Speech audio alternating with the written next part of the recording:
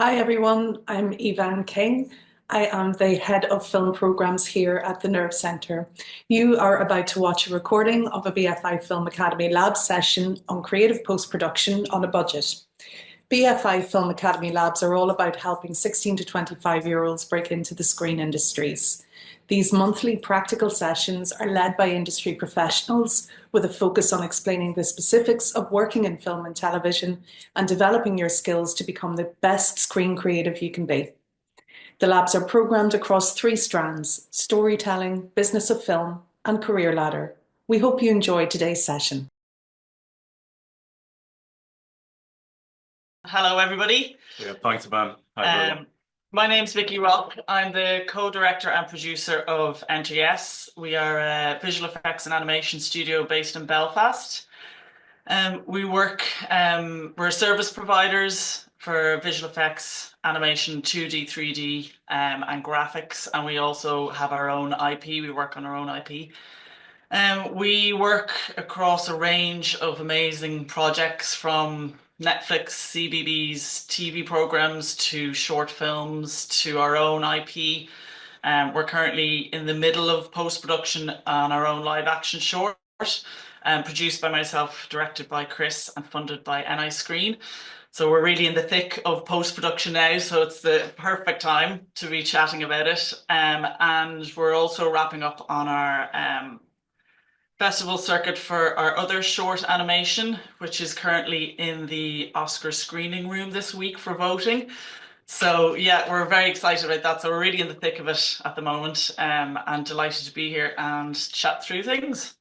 Yeah, I'm Chris Kelly. I'm the managing director and then sort of direct a number of the films in the studio as well.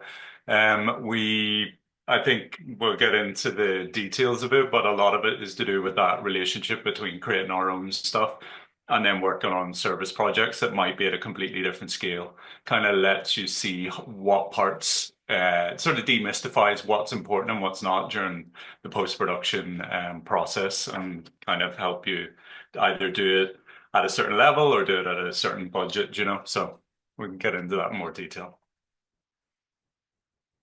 I think maybe We can play the real.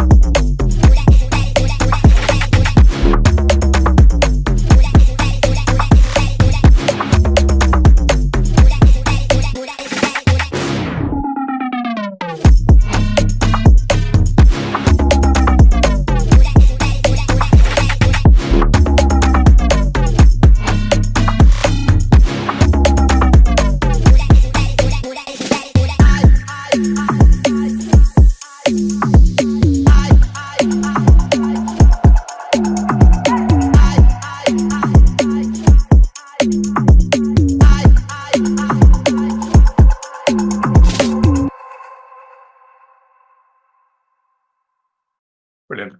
Yeah. Well, yeah. So that I'll jump in by saying that kind of that body of work is done over a good a decade of thousands of visual effects shots and hours of animation content, and what from the point of view of explaining what we do and when we go through the slides, we've worked on Hollywood features where we might be doing a small portion of the project, or it might be a local feature or a TV series for BBC where we've been doing all of the visual effects from sort of concept to completion and the post-production process, right through to our own content where we've secured funding, made the film, and that goes for both feature. We've done one feature documentary and a number of maybe 5 or 6 shorts now in total. We've been BAFTA nominated. We won the IFTA last year. We special recognition at Foil Film Festival and loads of other amazing kind of Fastnet. We won that as well. So we've been very lucky. Yeah, and we kind of have a unique position where we've worked on short films with a £500 budget, and then we've worked on TV series with a £1 million budget. So when it comes to getting creative with any kind of budget and post, we definitely like to think that. Yeah, I think it helps you as well. But Yeah. when we go through the slides, we can kind of dig down to what we kind of consider to be important or not. So I like Chris, you can work away on the slides. I know. Well, basically, the first thing we do when somebody approaches our studio or whether we're going out is just to find a project or fund a project. It's like, what type of creative project is it? And I think that kind of mindset and headset comes from, and I'm really transparent and honest. Like, we started, or at least I started in the industry to create stuff and to be a filmmaker. And I knew very quickly what types of films I wanted to make. And my preference is within the sort of European art house kind of genre. So what that meant was I knew that I was going to be supporting that part of my career by doing some service work or working on other people's projects or trying to pay the bills. And some of my friends also interested in this kind of genre or this area, kind of they were working in coffee shops or they were working in restaurants or whatever. And my thought at the time was I might just try and use some skills I had within visual effects. And from that one, some kind of like low-level visual effects in features and then slowly built it up from there. But I won't take up all the airtime. But basically that kind of like passion for wanting to create stuff is probably the reason why we, even though we've done thousands of VFX shots and hours of content, we don't want to become exclusively a service vendor. Like, we have naturally become this boutique studio that kind of says yes or no to projects. And, Yeah. you know, we're on a Netflix project at the moment, but we're on that Netflix project because we really want to be on it and we really respect the other talent that are on there, and we Yeah. have relationships with them that we can talk about in a minute. But basically, when anybody approaches us, it's about what type of project is it and what's the goal. And then my background is advertising, so I'm all about budgets and spreadsheets and kind of admin stuff. So again, it's a good blend. The two of us Yeah, work you very need well together. those two things interfacing so you can kind of push in each direction, because essentially if somebody approaches, and which they have done, and I sort of maybe go through in one of the other slides is explain that they only had a budget of a couple of £100 or less. It is really possible to do stuff, and then other people might approach with £500,000 worth.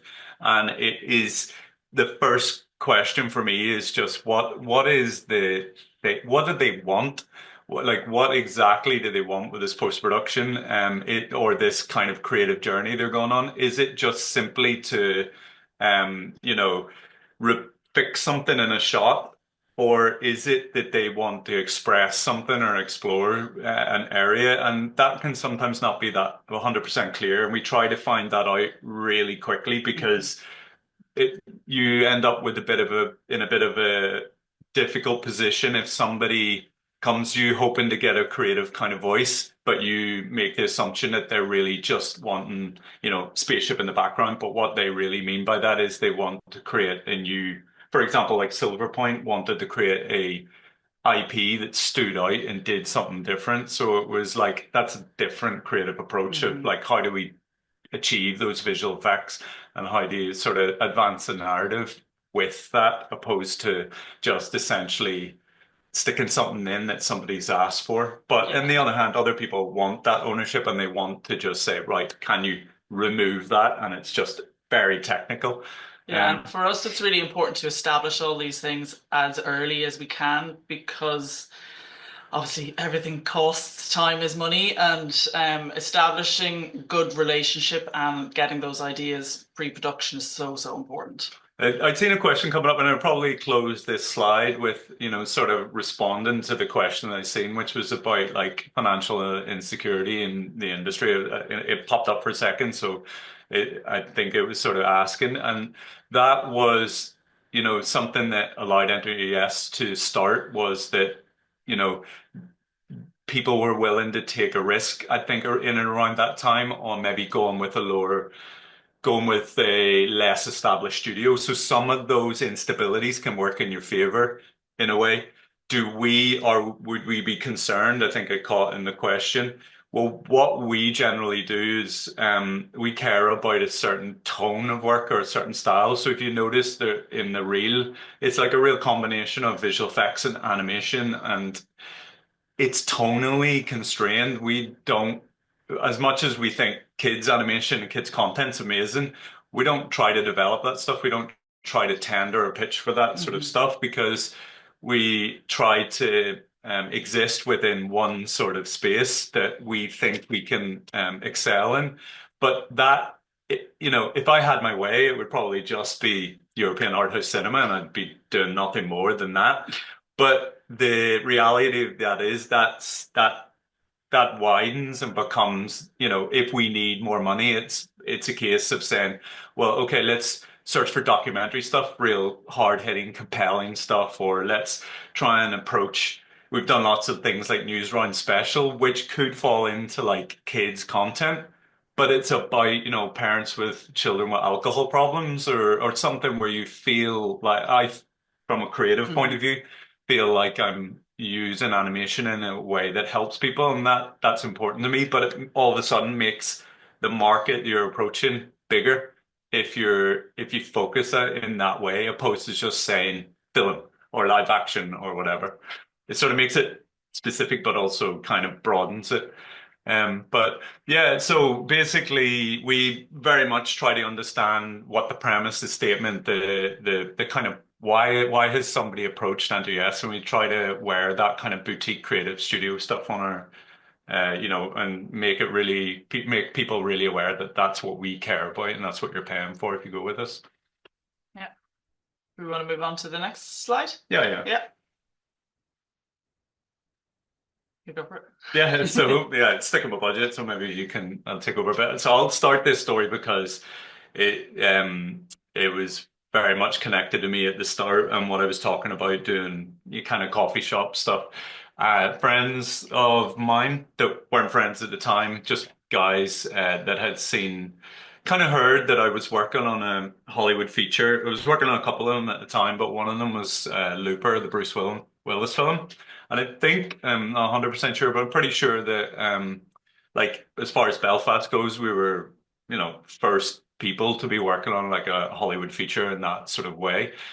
And it was, it really exciting, and it was really cool to be working on that. But, I was still part of the industry and attending things from a sort of director producer point of view. And it got around that I was working on this, and another producer, kind of another person that wanted to move forward in their career producing, had never created a film or anything like this at the time, was an engineer, approached me and said they had a short film called Yuki they wanted to make, and it needed some visual effects in it and putting like a mountain in the background so that if they shot it in Antrim, it looked like Mount Fujiyama. And they paid me with a pizza. That was the extent of their budget. It was that they bought me a pizza, and the pizza actually wasn't even really that nice. No. In a way, it was. But they were just super, super nice guys, really honest. And it was very clear what they were doing. And for me, part of the industry was working like that, whereas that I was given this opportunity to work on a Hollywood feature, and I was doing bits in that, and I could have simply said, no, I'm too busy, I couldn't be bothered. So, but I took my weekend, I did this with the guys, they went on and they came back, I think a year later. They had then won a bit of money for funding. They came back and they paid me with a sofa. And that sofa is still in our studio, but that that was as much as they could pull together. And we did put these butterflies in the shot. And then, I'd say it was a couple of years Yeah. later, they returned, and Brian had just excelled at in his field, and he returned with a much greater budget and Liam Neeson film, feature film. And that, for me, in a lot of ways, is the industry, like, as in to you can't be taken advantage of, or you can't do things for free if people have budgets, or at least I don't think you Yeah. should. But if you can honestly see that people are trying to work at something, and you have to share that knowledge and kind of help people, because it is reciprocated. If you with a lot of people, I think they're cool in that way. And then after Ordinary Love, we put in an application to BFI, and we together we did a co-production between Andrew Yes and Out of Orbit, which were the company that basically Brian and John own. So we went on to make Wind in the Shadow, and Yeah. then we won the IFTA for that. And that all that relationship stems right back to somebody Pizza. needing a favor and a pizza. Always stems back to pizza. Yeah. So and then it goes beyond that. We're now working on Netflix show with them as well. So um essentially, like, these things, the what one thing I would do, one thing I would explain is that even from working on the Netflix project, which is like hours and hours of visual effects and content, if we go right back to doing Yuki, it's, those budgets are a complete extreme, but the workflow, the mindset, the what's important about it, either just the post-production and the getting it done, is very much the same over a decade, Yeah, and we've worked with people and ourselves, some sense that don't have the luxury of huge budgets. And being creative with your budget as well is just know where to spend your time and your efforts and your money. Surround yourself with good people like Chris did with Brian, and it came kind of full circle. Like, don't be afraid to ask favors. Don't be afraid to pick up the phone and ask people to do you a favor, to put you in front of the right people. Like, get creative in that kind of way, because 9 times out of 10, these people that you're talking to on the phone have done the exact same 10 years ago. They've tried to pull in the favor. It's either worked for them or it hasn't. Like, the worst that can happen is someone says no, and you just kind of the world keeps on turning. So it's kind of, you can get creative with your budget in that kind of way as well. Yeah, because even before that, before I had a company, or kind of decided to go set up, and then basically it is easier if you've got this kind of duality of somebody with their head in the creative and somebody with their head in the business, and it kind of pinging back and forward. When I first started, I came from a background of, post-production, where I did a bit of time in post houses working, and I kind of realized very quickly that I enjoyed working on commercials and things that were, they were just campaigns that were more, if they were for a charity, it was way more, I had way more energy than if it was selling a product or something like that.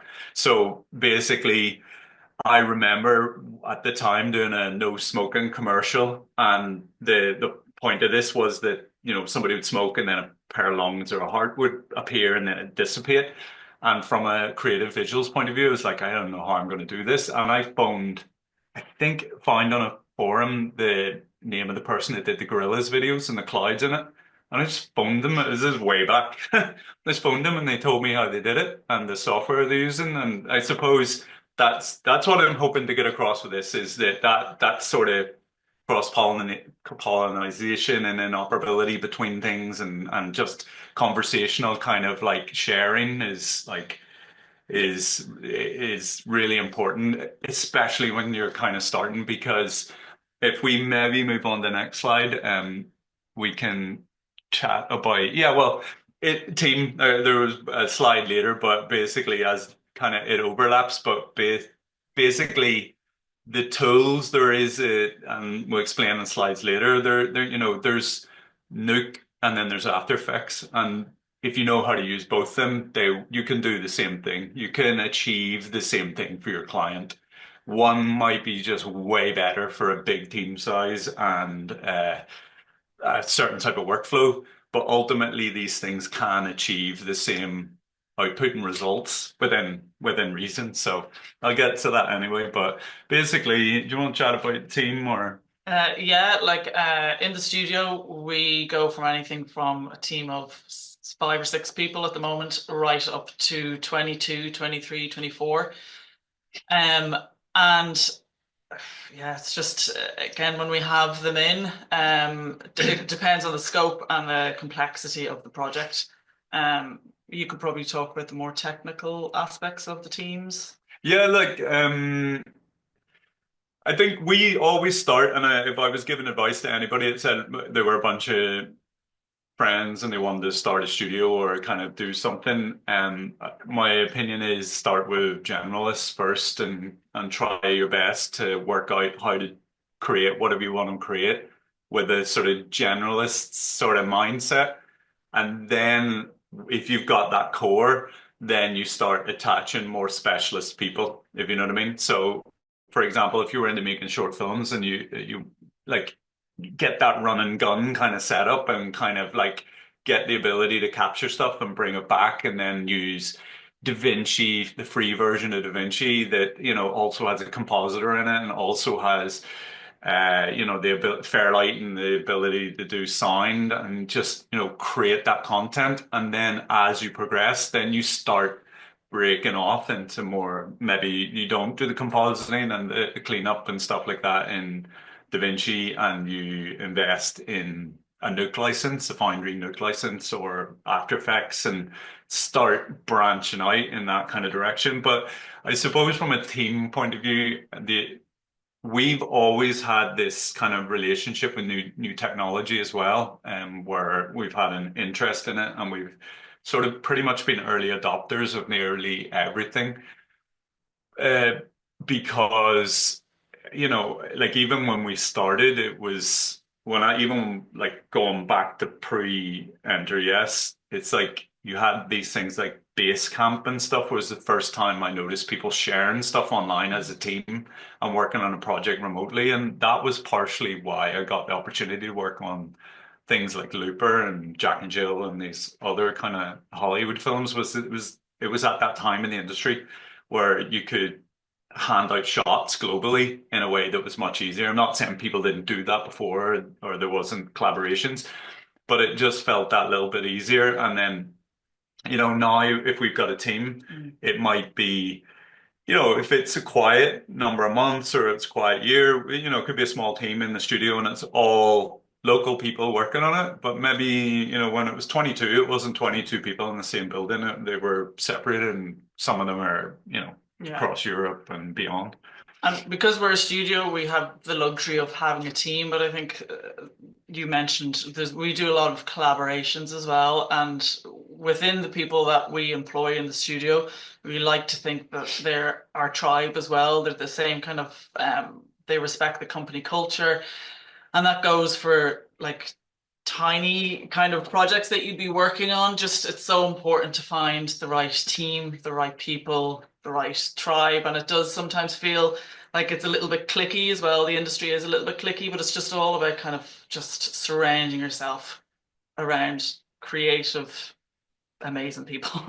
Yeah, and to be fair, look, people can or no, there's a lot of resource for learning out there, especially, really obvious places like YouTube. And, like there isn't a week that goes past in the studio that people aren't, upskilling in some sort of area. It's like constant. There's no kind of end to it from that point of view. And as the industry changes, whether that's how we unpick the whole machine learning thing and how does it complement what artists do rather than take over. It's kind of like there'll always be an aspect of kind of learning what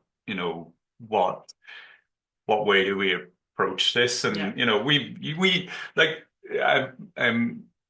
sort of straightforward example was we signed up for an Oculus starter kit development kit when it first came out, because it was like, we want to understand what this is. And it's not that we are, I think because our focus is always on the creative storytelling, we've got that kind of anchor that stops us sort of drifting off into just buying every piece of tech and kind of spending our time kind of invested in the tech kind of aspect. We're always kind of tethered to this idea that it's to serve the story.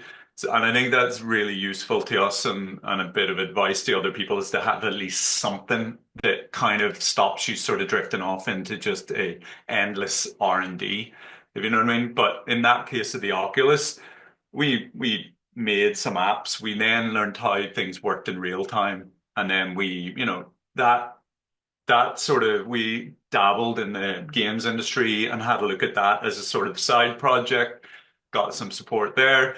But ultimately, what ended up happening was that all of the development for the sort of this kind of experimentation in that space fed back into the post-production slash pre-production workflow, or not pre-production, production workflow of like virtual production. And how do we, when we were on Silverpoint, we knew we were doing the post, and we wanted to make our lives easier because we knew that in a couple of months' time, all of these episodes were going to come back to us. And it was like, can we do any in camera with virtual production techniques? So this is way back when we were renting the screens ourselves and putting them up. And I think Northern Ireland Screen said we were the first people in the country to at least use it in this way. And I think it was other, like, universities really cool, and they'd done some music videos and things like that. But in a kind of commercial HETV kind of way, you know, it was the first time local company had sort of rigged up some sensors and a load of screens and tried that. And a lot of that, how we got the sensors and the camera to work, all came off the back of our experimentation in VR, which you could easily dismiss as having not much of a relationship to film, European art house film. Do you know what I mean? But for me, it was like we could then understand how to do something in a way that we couldn't before. And you know, when the shadow's full of animation techniques that we allowed us to kind of like streamline the process so that people can then spend time with doing the artistry and kind of caring about it, you know. So, but I don't know if we move on maybe to slide 4. Yeah. You go ahead there. Yeah, I think from the chatting, we're kind of definitely Chris does blurring. most of the chat. Yeah, sorry. Well, it's probably good that we both don't do all the chatting. We'll never get off. But basically, I think we're blending I'm blending all the slides now together in that way. But basically, do you want to chat about experimentation and planning, or? That's all you. You just did. No. So, well, in fairness, as a team, you know, when we start a project, if it's about the post-production end of things, if we're thinking about how we got this done, like Vicky's going to be looking at the bottom line and when it needs to be completed, and when it needs to go off to festivals if it's a film, or what's a TX date or whatever, and we're always working back from there. And So Chris gets the fun stuff with the experimenting at the start, and then I just get all the headaches towards the end. Yeah, that's true. That's true. But I do all the work as well. No, I'm a joke. The thumbnails, we chucked this slide in because I think it's like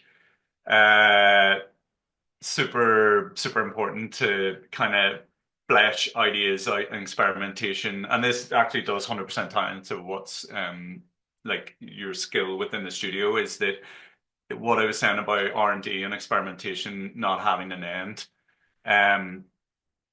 Like you can't keep experimenting, especially if it's a commercial project. You're only going to get maybe a couple of days or a couple of weeks of R&D that you can weave into your budget.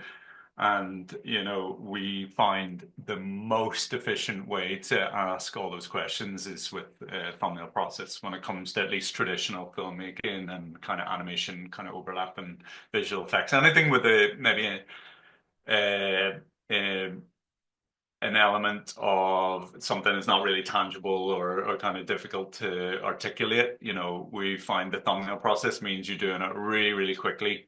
and people are, oh, well, that's not what I meant by a tall creature in the background. I meant this. And, I, in a classic way, once, I think it was the Silver Point, said the dinosaur in the background was going to be 22 meters, but I meant feet.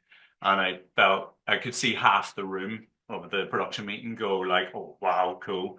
This is going to be different. And then the other half of the room going, does he not mean 22 feet? And it's like, I don't know, that sort of visual kind of scribbling things down and whatever, helps you get through lots of these things and pin them down. And I think people agree quicker. I think for creatives as well, it kind of helps you establish what's right, what's wrong so early on, because it's so important to just nail them down, or you waste so much time, resource, and money towards the end, kind of spending all this time creating something and going, oh sugar, this isn't what I meant. I didn't want a 22-meter T-Rex in the background. So yeah, for us as a studio, when we're dealing with service clients and when we're dealing with our own IP, this is the planning, the basic planning is just so important. Yeah. And thumbnails, we have thumbnails like they fill all the walls within the studio. They're a really, really important part of our process. Yeah, and then just ring fencing that time to do R&D and say, look, this is the window we've got, and there's nothing like a deadline to make you kind of find that answer.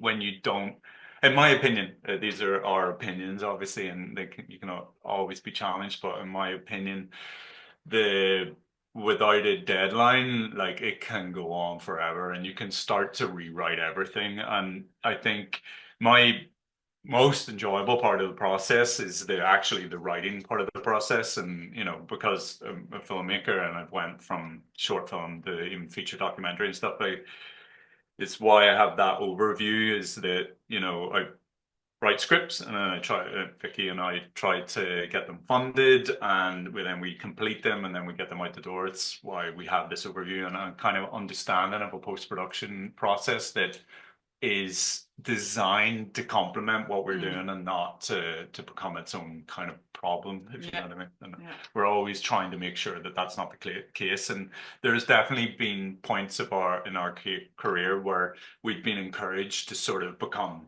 a vendor in a way that is very much just about the money that can be made in say visual effects as an example.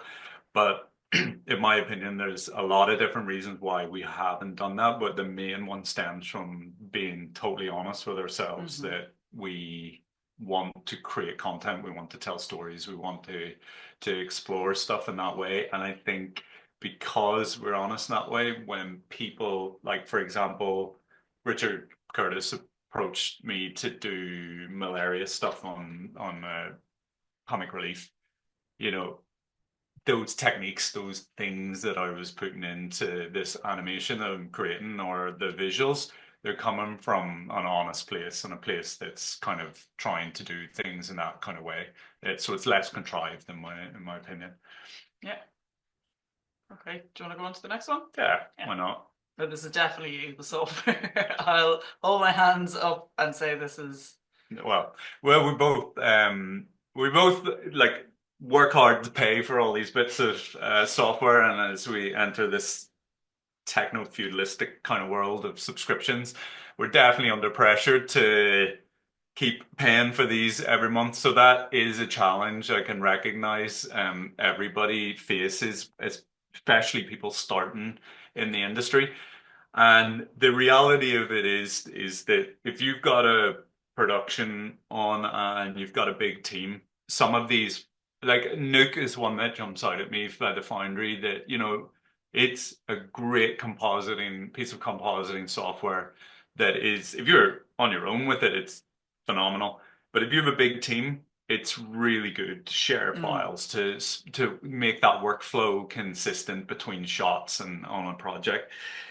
But if that's outside your budget, then for everything on this list, there are either open source or free or very much lower kind of costing version of that type of software out there. Like from the, you might need a specialist in Houdini to do a certain fire sim, but there are, yeah, at times we might use Embergen because we might need somebody else to come into the studio and we can't find anybody to work in Houdini and that has those skills. And they might be able to train up and learn Embergen quicker. And the results of Embergen suit going right back to slide one. It's like what's important to the client. If it's that they need a fire and the fire's got to look realistic and it does a certain thing, then we with having asked those questions and being really clear about that, then if we go, okay, well, is this a Embergen or Houdini project? And then it will be about the budget. If it's unlimited budget, unlimited team size, we've got everybody that we want on it because we obviously work with some kind of permanent people, and then we've obviously got lots of like freelance talent out there that I used to live in Madrid and there was somebody down the road used to sell straw hats and like that's not going to happen, in a small town really. Generally, it's only in big cities can you have those specialist kind of places like these things that are, Did you geared. buy one? I never bought one. I kind of should have, but basically, the visual effects is a bit like that. It's like you can be a specialist in water simulation, do you know what I mean? And care nothing about nothing else than particles, but trying to survive in Belfast with, the only thing you do is water simulation would be challenging. Like it would be difficult to do. You would start to go, okay, well, no, I don't always do water simulation. Sometimes I do ice and fire. Oh yeah, no. Once Game of Thrones finished, then what do? You kind of you start this.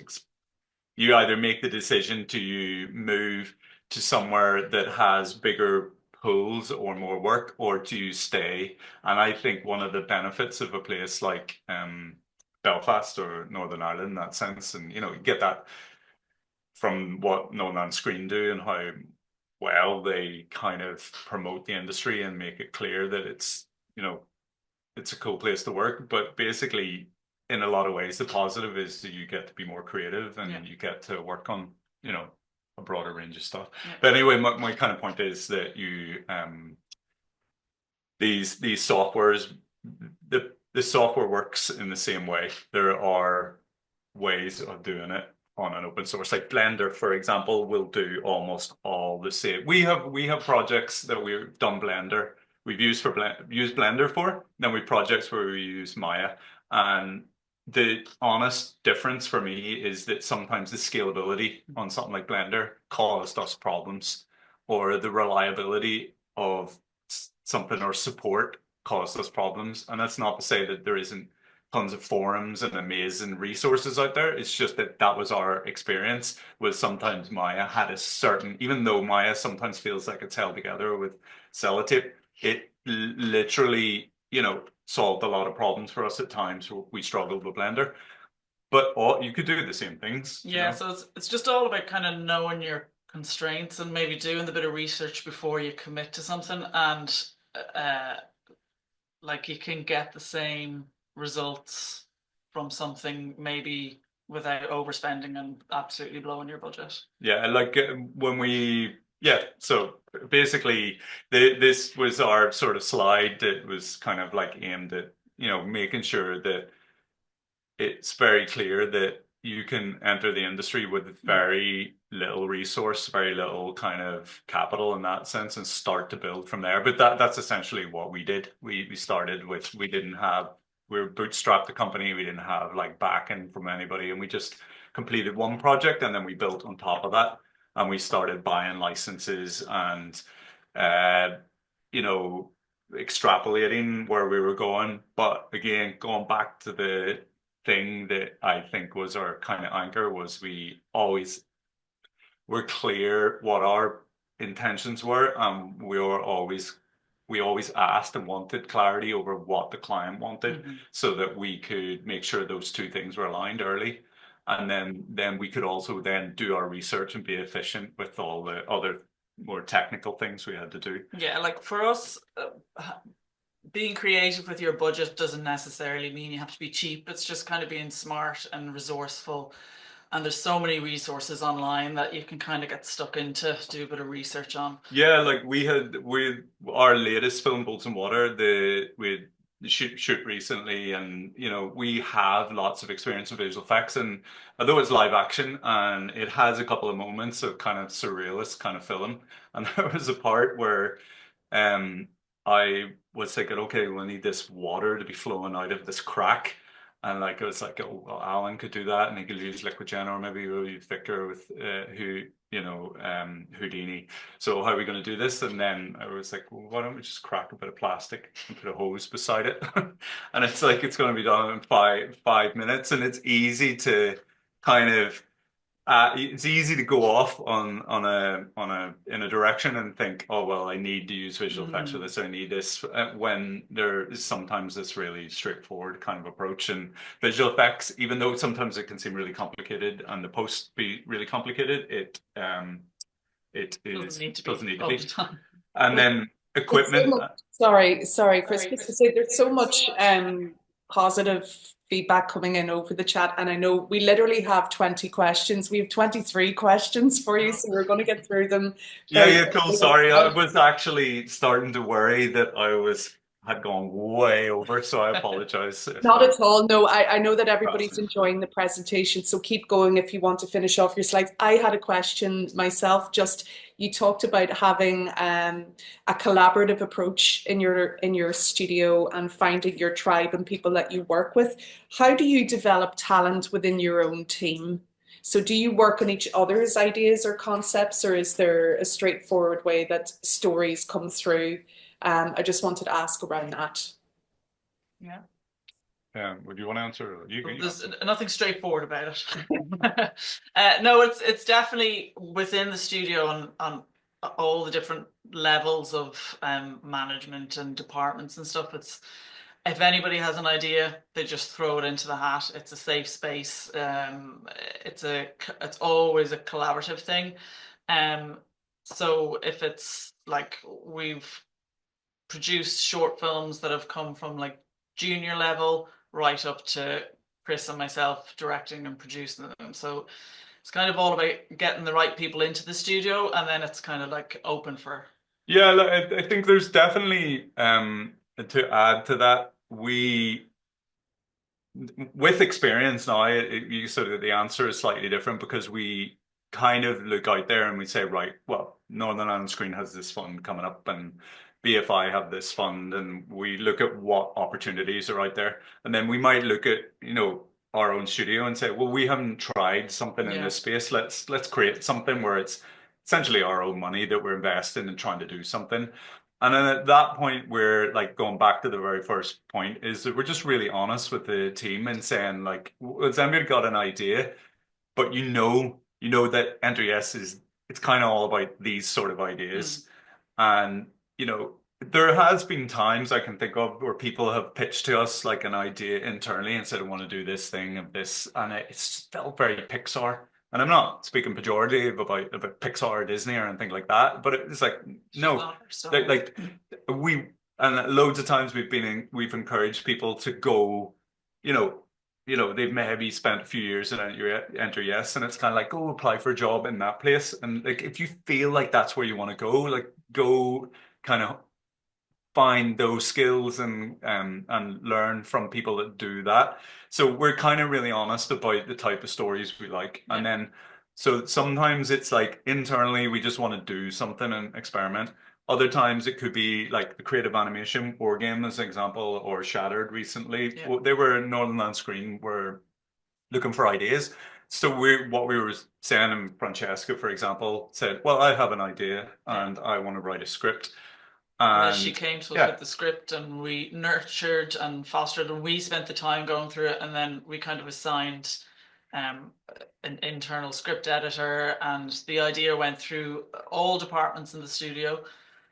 And it was very kind of everybody gets involved, everybody has an opinion, and then the output is always and then the opposite of that, or the sort of that sort of inward and outward, like Bratislav is the co-producer that we did Kings of Shumava with, and he's based in Prague, and they have a company called Bionaut, and watched their film Paoda. This is called Walking Too Fast. I love the film. I just had that Yarmir Catcher was a DOP.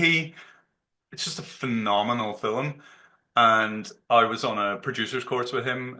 There was like a bursary from Northern Screen, and then it was also Irish Film Board or Screen Ireland. It was Irish Film Board at the time, and that's how I met Bratislav. And it was the same thing. I was just very honest about what type of films I like. I like Bratislav's one. They had a project out in development called Kings of Shimava.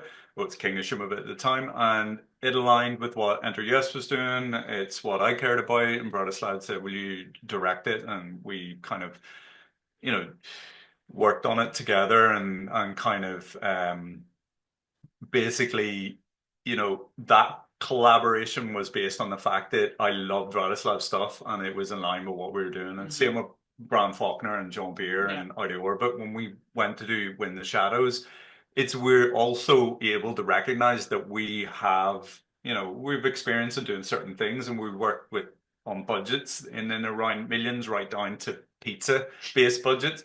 But we have, we knew that Brian and John are going to bring this aspect to Win the Shadows that we haven't experienced yet. Working with the Valgar, Catherine Clinch, connecting us with Omeda, we are very vocal about how amazing they are as well, because we're not egomaniacs. It's all us. It's like the phoning and asking about the cloud on that thing for the no smoking. Honesty and transparency gets you a long way. Yeah, there's always smoke and mirrors, and you're always trying to make yourself look as good as you can. But at the end of the day, people will see through that at a certain level. So we try to be honest about what we're doing. So we also work with a lot of people without any experience, with people with that we've signed up for things like Paul Campbell's Cine scheme, where people maybe have come from difficult backgrounds or maybe have additional needs, have joined the studio, and we've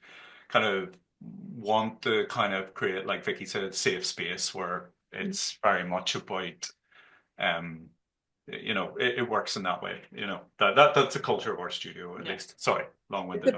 It's a brilliant culture because, again, you have a very clear creative identity, but you're very open to collaboration. And I think there's wisdom in that, to being open to collaboration, and always, I get the sense that you guys would always be keen to learn. There's always something to learn or something else new to look at or some other approach to take. So, and you can see how that feeds creativity when it is flexible and open like that as well. So, yes, the questions are piling up. We'll get to them in a couple of minutes as well. If there's any slides here as well that you want to keep chatting through, we can. Well, no, if we popped on the 6, we'd close it off, because I'm sure everybody's like, oh no, how many slides is there? Review. This is definitely a personality trait that I have that's different than yours, is that if I make something or I like something, I will watch it on loop. And I'll keep watching it, and it's just a thing I've done since forever, it feels. So I have that sort of stamina to just keep watching something and going, okay, what would that? And then I'd tweak something and change it, and you'd be like, come on, we have to deliver it. So, and it's a really 50-50 setup in that way, because you can very easily think that the person that watches it 10,000 times is the person that makes it what it is, but it's not. It's equally valuable to watch it once and go, this is crap. But this doesn't work, or whatever. Feed into each other. So you have to watch it 1,000 times. Yeah. Whereas I just kind of have to come in and make sure that we're hitting certain beats and we haven't gone over a certain time, and that we have to deliver. Yeah, or float in and say this is great, and I mean it in a negative way, but just kind of it's different perspectives. And I think the review sort of aspect of it is just to be, in my opinion, it's to be aware that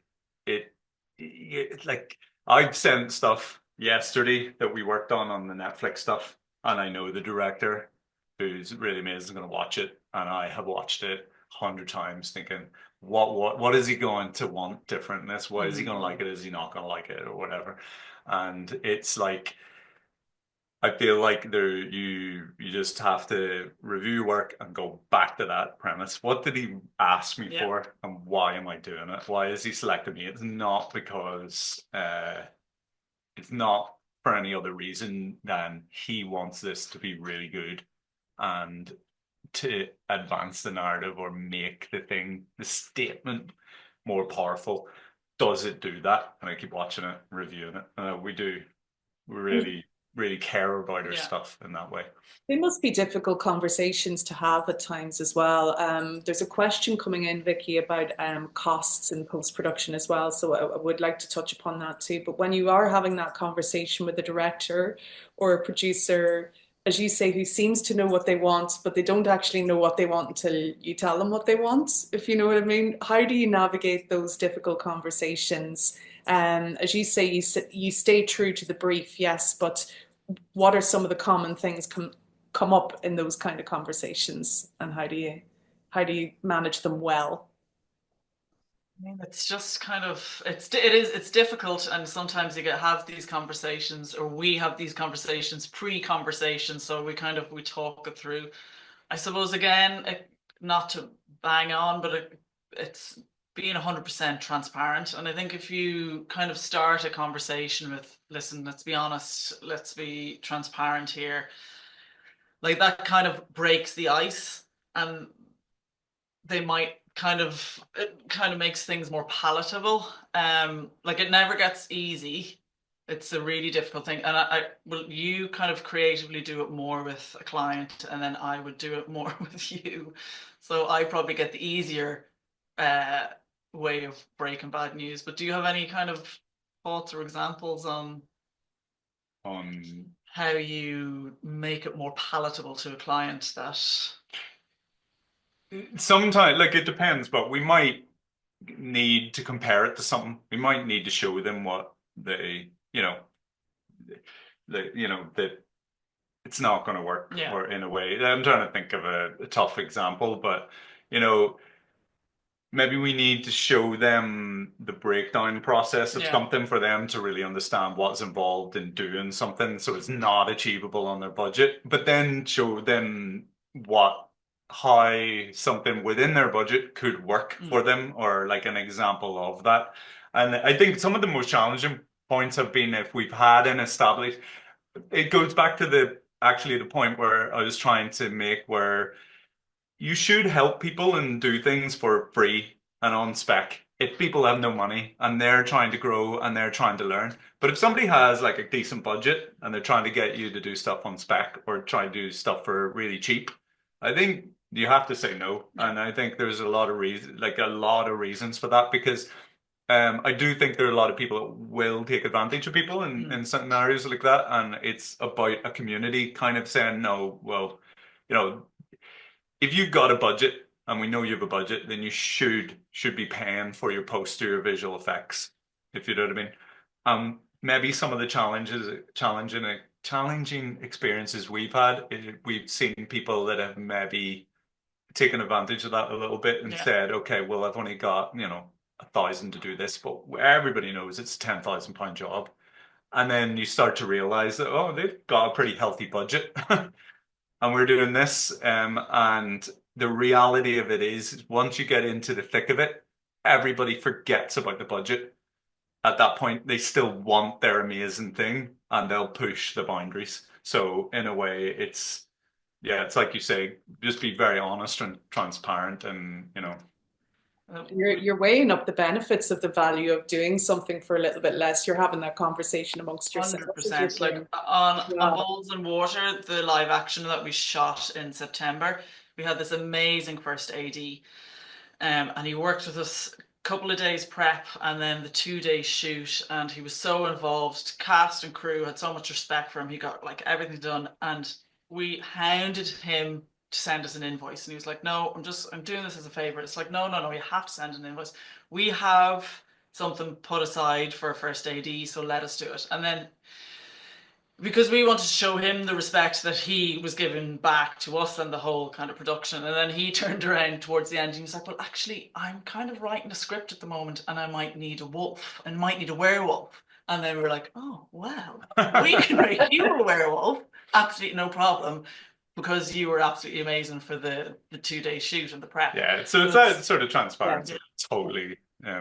Brilliant. Well, full transparency here. We now have nearly 30 questions, so we better get moving Pressure. into the Q&A if that's okay. Thank you for that presentation and for that talk as well. And it was, they're like key principles that you kind of work by, you can see from there as well. So I'm going to bring these questions to you now. One question came through from Circa, and she said, did being kind of the first people to do what you do in Belfast help or hinder your work? What was the experience of starting out in an area with slightly less on the go, with a slightly less developed film industry? I think the film industry is fairly healthy in Belfast, but it's a small community. We've talked about that before. But was it helpful that you were experimenting and getting this funding from Screen and just kind of asking openly and cracking on into it? Was that helpful or did it hinder you? What So not to be like a bit of both, and it brought a different kind of clientele and the client to us, which allowed us to both cut our teeth on things and be more experimental, which then allowed us to move on to kind of more commercial projects as well, which sometimes pay the bills better than the smaller ones. Yeah, well, like for me, it's definitely I see it as a positive in the sense that the people are willing to take more of a risk. So I think when you get bigger cities, bigger industries, because Van's right, like at that time, Game of Thrones was in full flight. So the industry was pretty healthy. And we even had a conversation with the guys about doing a portion of that because we were kind of making a bit of noise. But again, I wanted to focus on creating our own stuff. So I didn't want to get into focusing on one big thing. And I think that could happen way easier in a larger market, if you know what I mean. And I think that you can see that of places like Northern Ireland where they have really focused on expanding and growing the film industry, and it has. And in the same way, we've grown our portfolio in a way that is very much about what we want to create. And I think a lot of that comes from the fact that it was an industry of that size. And then when I initially set it up, it was we're going through a recession at the time as well. So it meant there was an even bigger reason for people to take a risk. So sometimes these more difficult times kind of open up. I know it's a very cliched thing to say, and I don't mean it in a very, I know there's a lot aspect of luck to this as well, but I do think that those times kind of generate opportunities as well. I do think you made a point there. You made a bit of noise creatively, Chris's style, which kind of established NGS and is the kind of the foundation and the ethos of the studio. That made noise and kind of makes people kind of perk up on that you're not just another kind of fish in the water. So it definitely helps to sometimes stand out like a sore thumb.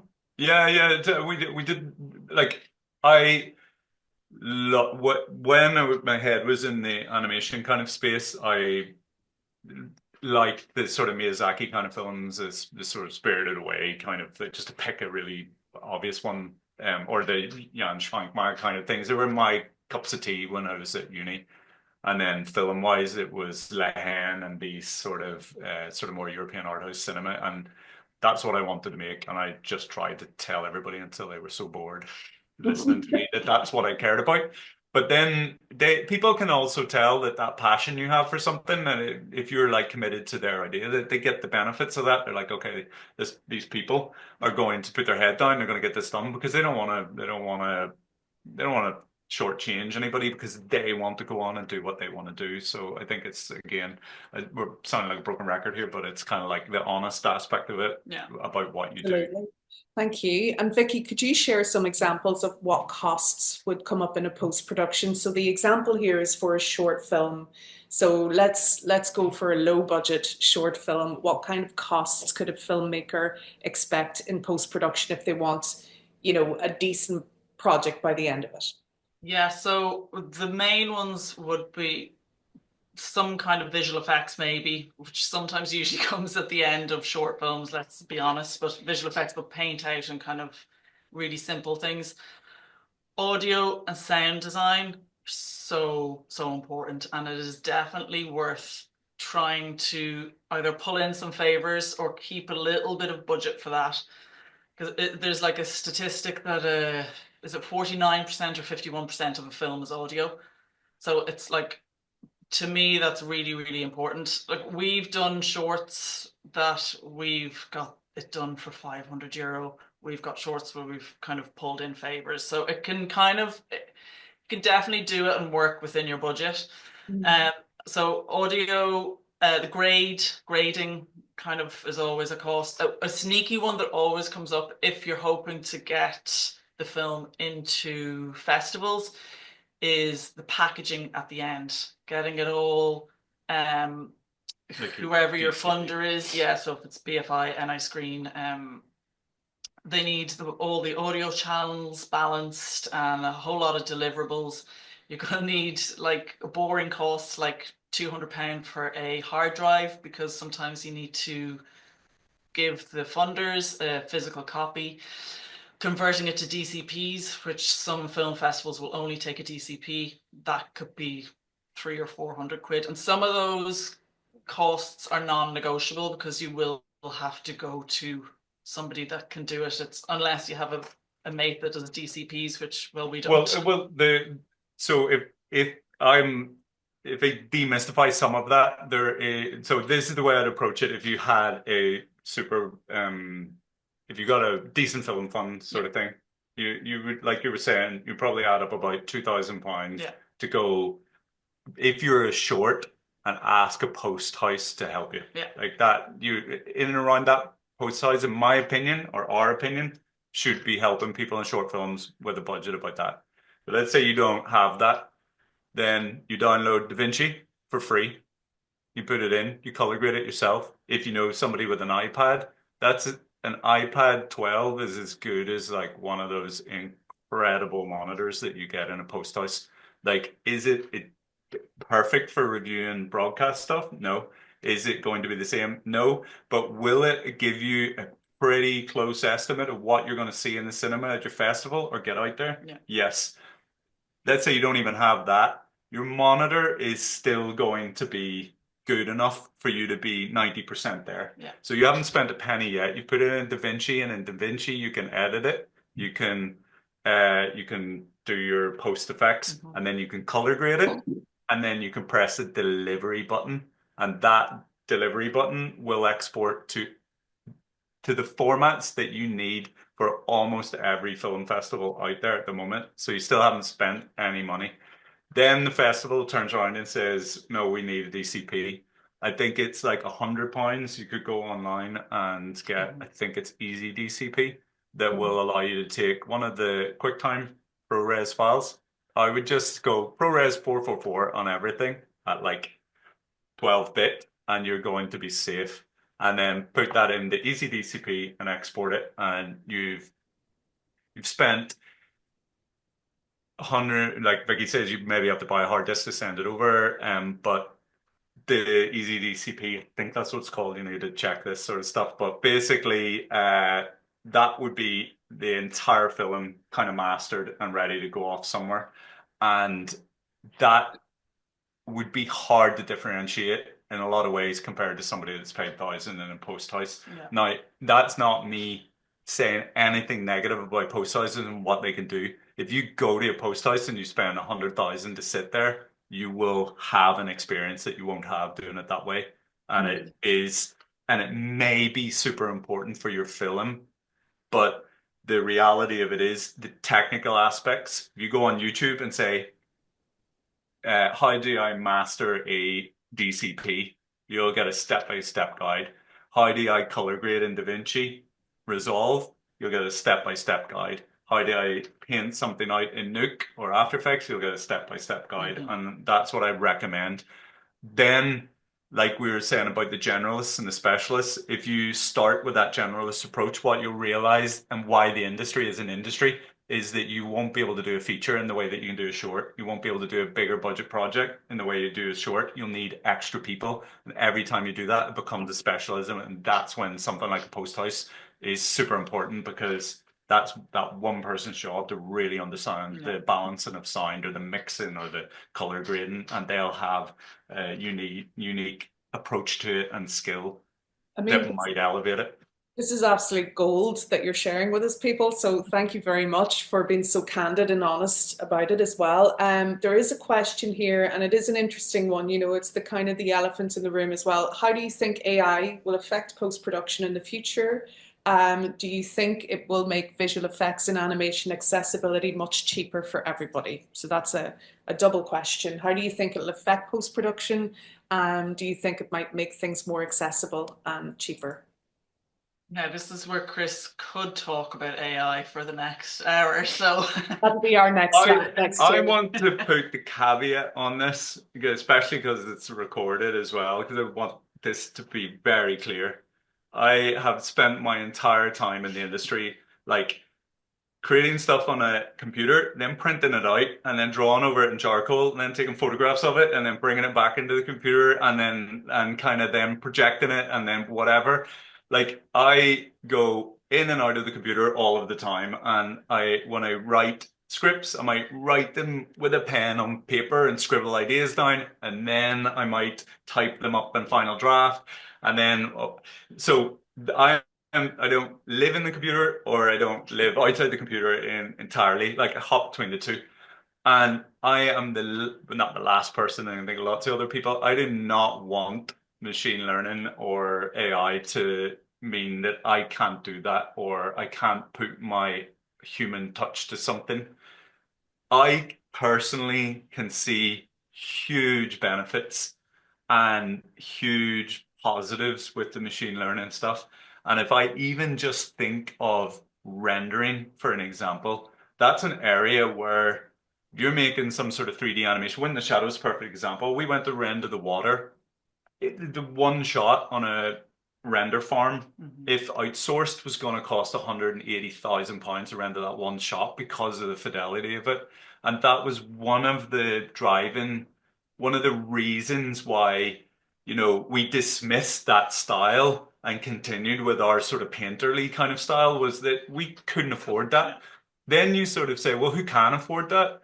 The people that have render farms. Who are they? They're the huge big companies. Yeah. And I'm not saying that they shouldn't, or it's not cool that they do, but that's not accessible to the average person. And what the machine learning sort of models do that is positive is allow you to then say, well, okay, well, here's my thing rendered at a very previs kind of level. How do I re-render this or amplify it in a certain direction? I think that could be really positive, even for just simple things like upscaling video or something like that. Yeah. You mightn't be able to afford a 12K camera. Maybe you get a 6K camera and you can afford that, then something like machine learning could be really positive there. But from a generative point of view, and you're not getting a job because they don't want to spend it on concept artists anymore, then yeah, there's definitely challenging parts to the industry with regards to that. Yeah, It's like production, Vicky, for you in terms of what are the implications as a producer, for AI?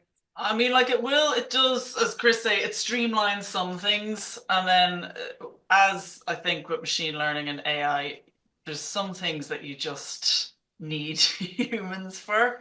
Like, and the whole thing with being creative and filmmaking it is that human interaction, and it is kind of people speaking from the heart. So you can't replace that. So AI will come in and it'll potentially make spreadsheets easier, and it might make some kind of tech easier and stuff like that. But I don't think it's going to replace all of us. And I think we're safe. But Yeah. it will make it more accessible, I think, Well, of which the film industry needs. It will Yeah. make it more accessible. at times you could like an application for this is that maybe you have to very quickly spell check your stuff or Yeah. remove a few words, and that might help somebody that's trying to spin a lot of plates. That's cool. Yeah, even the simplest things like that. Yeah. The other thing as well is the questions I'm firing through here as well now because there's so many of them. But software, best software to open up the most opportunities. Would it be fair to say DaVinci Resolve then? I Just think it's one that's had the most impact on our studio with yeah. regards a great impact over a broad area. Like something like Nuke and the Foundry, that was a big shift for us with regards um, software within a certain area. Like Nuke made visual effects better in the studio because it had a more robust workflow. But we're talking kind of Startup, general, yeah. kind of like how am I going to? Because we pay for DaVinci Resolve Studio, we get the benefits of that. But we know that if we didn't had no money and that we were doing something, we know Yeah. that the regular one The would work coaching. perfectly. Yeah. So it Okay. and I Brilliant. think that the Black Magic guys have got a sort of great, sort of they're not on the whole techno feudalism thing. Yeah, they have Like a it's not nice subscription ethos based, about so them. it's Yeah. brilliant as well. From you get a kind of perpetual license and stuff, which is amazing. Um, We yeah. have questions here. How can short filmmakers or early career filmmakers approach an agency or a studio like yourself? Any advice on how to move from entry level to taking your work to commercial? So see those couple of years when you come out of perhaps at school or college, you have your skills, your qualifications, and you're trying to build your portfolio. Is it worth approaching an agency like yourself looking for experience, or is it worth trying to self-start as a commercial entrepreneur? I mean, again, it's that's probably person dependent. For us, we get emails in like daily of people just either looking for a job or just coming in to do placement or picking our brains of just questions about industry. Um, Trying to get your foot in the door. Like for us, it's just knocking at the door and Mhm. Yeah. just keep on knocking. I think like you have to be aware, in my opinion, that in this industry you get no way more Mm, than you get yes, and Mm. that you have to realize that the no a lot of the times is got nothing to do with you. So that's why you just have to keep sending it to different studios because you might just approach us at a time where we literally can't yeah, respond to one more email, and Yeah. then it falls through the net, and we never meant it in a bad way, yeah, but we didn't respond. And Mm. that for what another person with little experience could feel kind of heartbreaking. And like, I remember applying for Rare, the video games place, when I was a kid, and they sent me this letter. I think they've still got it, saying no, we don't need you. And I like, what is it? I don't know, 30. I was only like really young when I applied. And now we've developed a video game. It's up on Steam. We won UK Games Fund, all that sort of stuff. And like at that time, I remember being devastated, going, I can't believe it. I thought they'd want me to come over for 1 week to learn off Mm. them. And it's kind of like, if I didn't have the attitude of going, look, fine, I'm going to apply for the next place, I'm going to apply for the next place, and finally got my foot in the door, yeah. it's like you got to put up with that, and it still Yeah. stings. Like we Yeah, get you're no's all gonna the get time. a lot more no's than yes. But look, we, for an example, Carla, our one of our animation directors, she emailed us so many times looking just for an internship, and we were like, we literally don't have any workspaces at the moment because we had loads of projects in. She kept on emailing, and we are like, okay, we'll do a call. And then she came in, she did an internship, and she's been with us 5, 6 years, Yeah, and she's worked through it's the amazing. ranks, and she's now the most senior 2D Yeah, animation in the place. So it's kind of just, yeah, yeah, just keep on shooting yeah, out the and then emails and but again, like apply to the places that suit your style. yeah, That they're like. There's no, if you approached us with a show reel that was very much about Pixar or sort of whimsical kind of beautiful films, I would just be, if we had time to respond, be like, it's not our thing. You should maybe look at these guys or whatever. But like, kind of know your audience as well, and Mm. then just get ready for no, and then get back up again and kind of send it to the next place. And it never feels like Vicky was saying earlier that it never appears to be getting any easier. If you know what I mean, Right. it always feels like a grind, no matter what. That's Yeah. just the aspect of industry and surviving, I think. Absolutely. I mean, I definitely think the next time we do a lab, we'll do it as a two-parter because there is so much to chat through here as well. But it's been brilliant to see everybody's questions. I have a question from a person who says they are a big fan of Looper. What an amazing film. What was it like to work on that project? Did you have anything to do with Joseph Gordon-Levitt looking like Bruce Willis, or was that all completely makeup? I can't answer that. You're gonna have to ask Ryan and Kevin at Atomic Fiction. They were the parent company. Uh, I was just glad that we had a lot of roto. I was just glad that Bruce Willis had a shaved head, because that would have took a lot longer if it was Gordon. Yeah, there's definitely been plenty of times with famous people we've worked on their face in that way We won't name any names. to It's been make them recorded. look better in a way. So I can't answer that. But I also I'm always so proud of saying I worked in that film because I thought it was brilliant as well. And at the time, to go to the cinema and see it, I was like, that's cool. Well, actually, this is a good one to kind of finish on as well. I mean, I knew you guys through some of the work that you've done, Chris, as an animator on short film, and I mean, Wind in the Shadow. If anyone hasn't seen it, is an absolutely beautiful piece of work that you should all watch when it comes out, when the time is right to do it as well.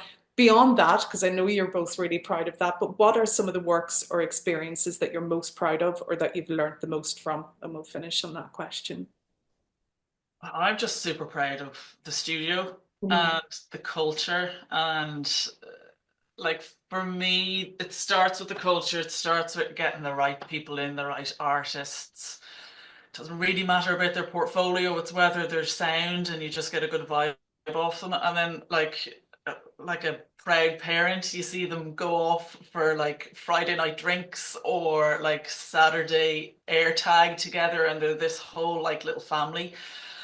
And then because they're this amazing little family, they just produce absolutely stunning work. They all get on well. I think they all like us. We all like them. Mm. So for me, it's this and our own IP as well. The fact that we get to work together. But for me, it's the studio, it's the people, it's cultivating a culture, nurturing artists. We do try and kind of get people from all levels. But it is extra special when you kind of get juniors come in and you can just see them like just grow. So for me, it's kind of just the nurturing of artists and seeing what they produce. For me, like I agree with all that from the point of view of like value everybody that's been in our studio, because the kind of team thing allows you to create stuff that's kind of maybe bigger vision and stuff like that. And I'm aware that that's part of the journey as you grow. You kind of get to do more stuff. My favorite probably it's difficult. I always love the next thing I'm working on. So Bowls and Water for me is just like every time I open DaVinci and I get stuck into it, like I can't wait to share it be and I directly reference like how much of an amazing experience I had on Wind in the Shadow as well while doing that because that felt like the next step.